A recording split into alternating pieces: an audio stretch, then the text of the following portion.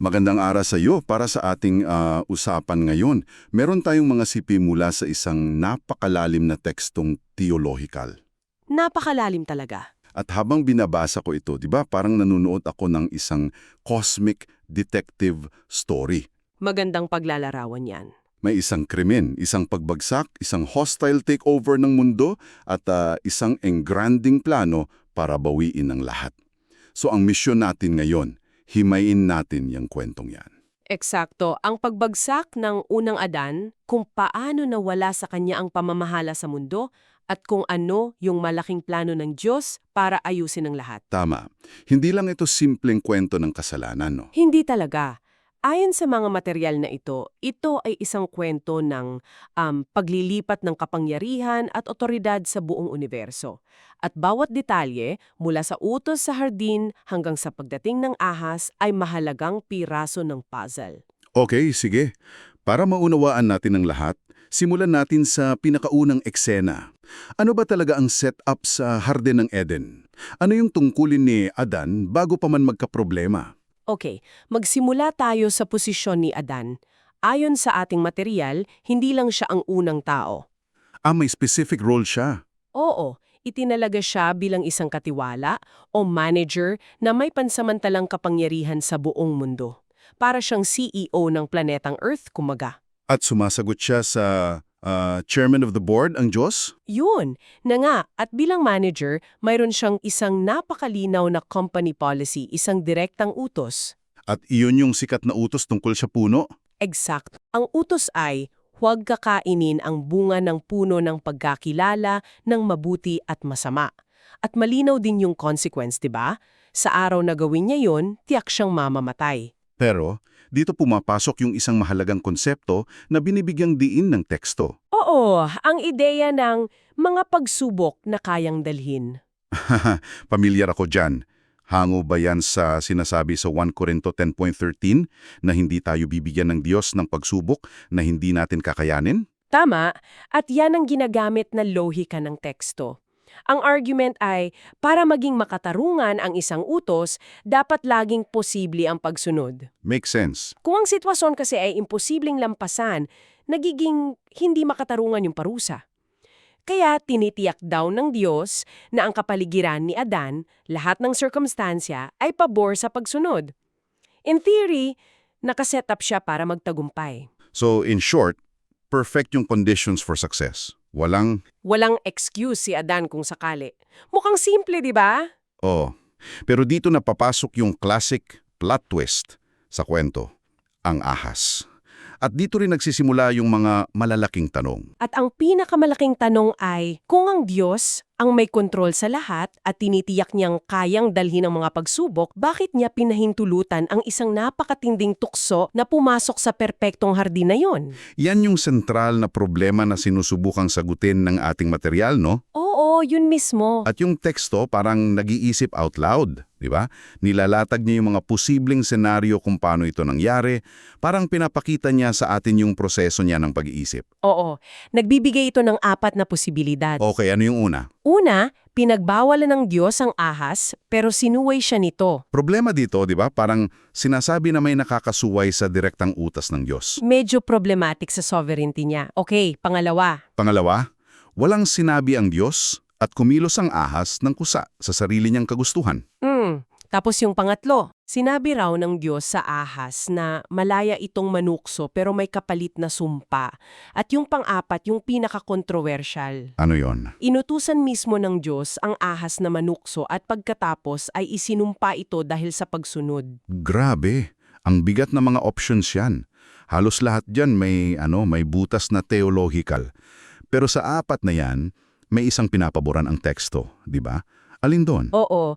Ang nakakatuwa rito, yung pagkiling ng teksto ay doon sa ikalawang posibilidad. Yung walang sinabi ang Diyos at kumilos ang ahas ng kusa. Yun nga, pero hindi ibig sabihin nito na nagulat ang Diyos. Ang pananaw ay hindi ito inutos ng Diyos, pero hindi rin niya ito pinigilan. So parang isang theological tightrope work itong ginagawa ng teksto. Paano mo ipapakita na sovereign ang Diyos sa lahat, pero hindi siya ang may akda ng kasamaan? Yan ang problemang sinusubukang sagutin. Eksakto. At ang solusyon ng teksto ay itong konsepto ng permissive will o mapagpahintulot na kalooban. Hindi niya inutos pero hinayaan niya itong mangyari? Oo, dahil kasama ito sa mas malawak niyang plano. Ang klasikong halimbawa na binibigay ay yung nangyari sa krus. Hindi inutos ng Diyos na ipako si Jesus, pero si Satanas sa sarili niyang kagustuhan ang nagtulak para mangyari ito. At yung mismong gawa ng kasamaan ang ginamit ng Diyos para sa pinakadakilang gawa ng pagtubos. Tumpak? So hindi utos pero kasama sa script. Hindi aksidente. That's a huge distinction. Ang punto, ayon sa teksto, ay walang nangyayari sa labas ng sukdulang kontrol ng Diyos. Kahit yung pagbagsak ng isang maya, di ba? Eksakto. Kaya ang pagdating ng ahas ay hindi isang pagkakamali sa plano kundi isang pinahintulutang elemento. Okay, so dahil dyan, tuloy ang kwento. At nabigo si Adan sa pagsubok. Pinili niyang sumuway sa isang sitwasyon kung saan kaya naman niyang tumanggi. At ano yung domino effect nito? Kasi base sa nabasa ko, hindi lang ito simpleng nagkasala si Adan, kaya pinarusahan siya. May mas malaki at mas malawak na epekto to sa buong sangnilika. Napakalaki. Isa itong pagbabagong kosmiko. May 3 malalaking resulta na idinetalya sa ating material. Ano yung una? Una at pinakadirekta, nawala kay Adan ang kanyang pansamantalang kapangyarihan sa pamamahala sa mundo. Yung titulo niya bilang katiwala, isinuko niya noong sandaling sumuway siya. Teka, kung nawala kay Adan yung kapangyarihan, saan yun napunta? Nagkaroon ba ng vacuum of power? O may sumalo agad? May sumalo agad at dito nagiging mas madilim ang kwento. Sino? Ayon sa text, ang sumalo ay si Satanas. Siya ang naging de facto o di opisyal na tagapamahala. Paanong nangyari yun? Ang paliwanag sa teksto ay simple. Dahil ginawa niyang alipin ng kasalanan si Adan, nakuha ni Satanas ang kapangyarihan ng alipin niya. Wow! Ito mismo yung kapangyarihan na ipinagmalaki niya kay Jesus sa ilang sa Lucas 4.6 nang sabihin niyang, ibibigay ko sa iyo ang lahat ng ito sapagkat ipinagkaloob ito sa akin. So yung pagsuway ni Adan ang naging legal, kumbaga, na batayan ng pag-angkin ni Satanas? Yun mismo. Grabe. So yung isang pagkakamali sa hardin ay nagresulta sa pagbabago ng pamamahala sa buong mundo, hindi lang personal na kasalanan. Isa pala siyang cosmic na kudeta. Ano yung pangatlong epekto? Ang pangatlong epekto ay sa mismong lupa. Isinumpa ang lupa. Oo. At ayon sa teksto, may 2 panig ang pananagutan dito. May kasalanan si Adan dahil, tulad na napag-usapan natin, kaya naman niyang labanan ng tukso. Pero may kasalanan din si Satanas. oo. At ang terminong ginamit ng ating material ay pagpatay dahil tinukso niya si Adan tungo sa kamatayan. Kaya pareho silang nakatanggap ng sumpa mula sa Diyos. Isang nabigong katiwala, isang bagong pinuno na si Satanas at isang mundong isinumpa. Grabe ang dilim ng picture na yan. Parang game over na. Parang ganon na nga. Pero dito ipinapakilala ng text yung game changer. Ang konsepto ng isang huling Adan. Dito na papasok yung solusyon. Ito ang pinakamahalagang pagbabago sa buong naratibo. Ang pagbagsak ng unang Adan na tila isang trahedya, ang siya palang nagbukas ng daan para sa isang mas dakilang kwento. Ang pagdating ng huling Adan, si Jesus. Tama, na tinatawag ding ikalawang persona ng Diyos. At ang ginagawa ng teksto ay isang napakalinaw na side-by-side comparison sa dalawa. At itong ideya ng huling Adan, di ba? Konektado yan sa konsepto ng federal headship, na si Adan, bilang una, ay kinatawan nating lahat. Kaya nung bumagsak siya, damay tayong lahat. Ganun ba yung premise dito? Eksakto. Si Adan ang ating unang representative. Ang kapalaran niya ay naging kapalaran natin. At ganun din ang huling Adan, si Jesus. Bilang kinatawan ng isang bagong sangkatauhan, yung tagumpay niya ay nagiging tagumpay din ng lahat ng sumasampalataya sa kanya. Kaya napaka-critical ng paghahambing na ito. Nagpapakita ito ng isang grand reversal. Ano yung mga specific na paghahambing na binabanggit ng text? Una, isang napaka-personal na comparison.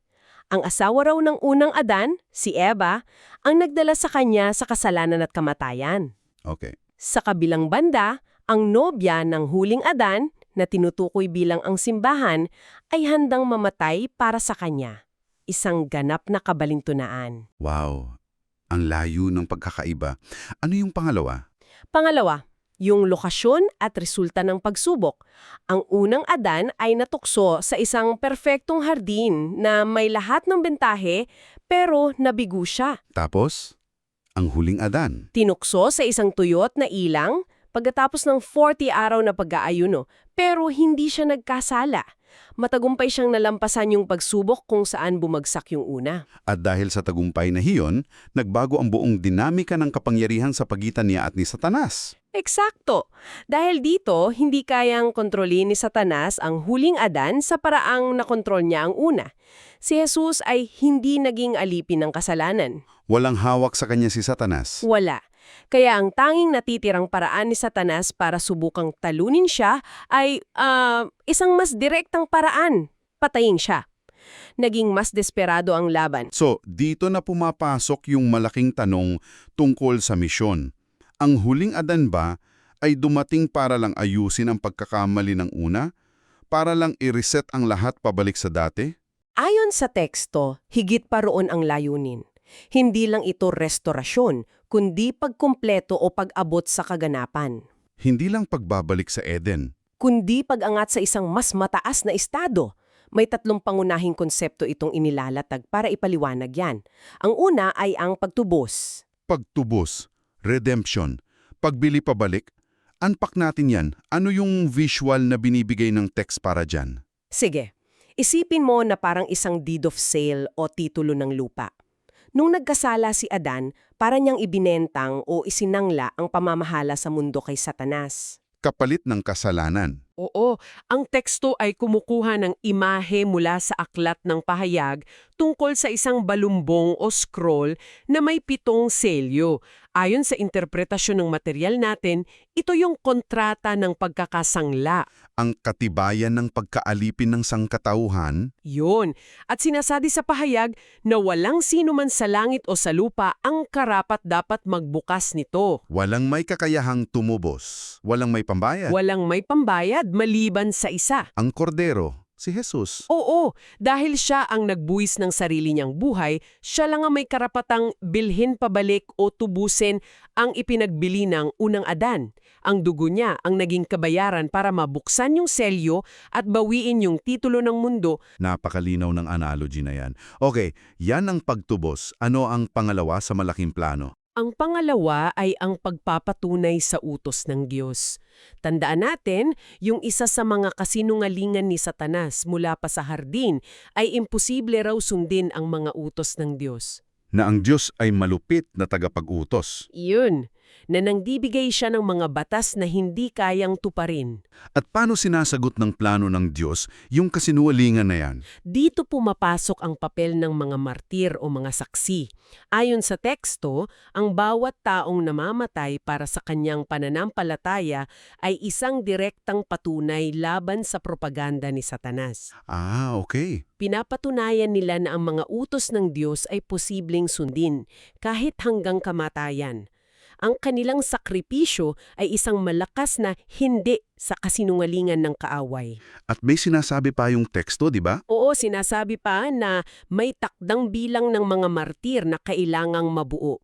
At kapag naabot na ang bilang na iyon daw ang magiging hudyat para sa unang pagkabuhay na mag-uli. Wow. So may bilang sila. Parang isang kota ng patotoo.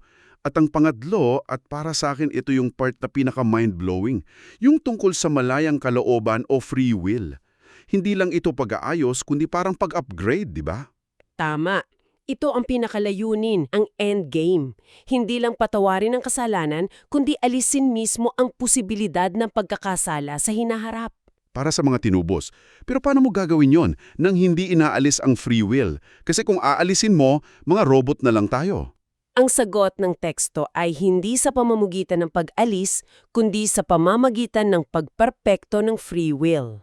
Pagperpekto. Paano yon? Sinasabi nito na mangyayari ito kapag lubos at ganap ng naunawaan ng mga nilalang ang lalim ng pag-ibig at katarungan ng Diyos na pinakita sa krus. So dahil sa pagkaunawa, Oo, yung pagpaunawang iyon ay napakalakas. Ano pat binabago nito ang mismong kalikasan ng ating pagpili. Ang pagsunod ay hindi na nagmumula sa takot sa parusa, kundi sa isang nag-uumapaw na pag-ibig at pasasalamat. ah, Dahil sa pag-ibig na ito, nagiging natural at malayang pinipili ang pagsunod.